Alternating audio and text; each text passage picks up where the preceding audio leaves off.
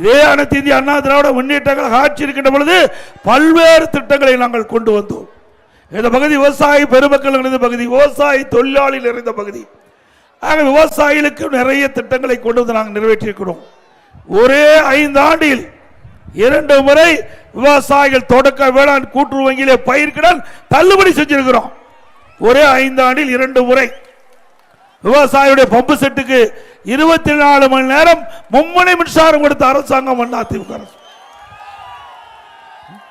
நீண்ட காலமாக ஏரி குளம் குட்டையெல்லாம் தூர்வாராமல் இருந்தது. விவசாயியுடைய கோரிக்கை ஏற்று மழை காலங்களில் பெய்கின்ற நீர் முழுமையாக சேமித்து வைக்க என்பதற்காக குடிமராமத்து திட்டத்தை கொண்டு வந்து ஏரிகள் ஆழப்படுத்தப்பட்டன. அதில் அள்ளப்படுகின்ற மண் விலையில்லாம விவசாயியுடைய நிலத்திற்கு வழங்கப்பட்ட அரசு அதிமுக அரசு. இப்போ 1 லோடு மண்ணாவது எடுக்க முடியுமா?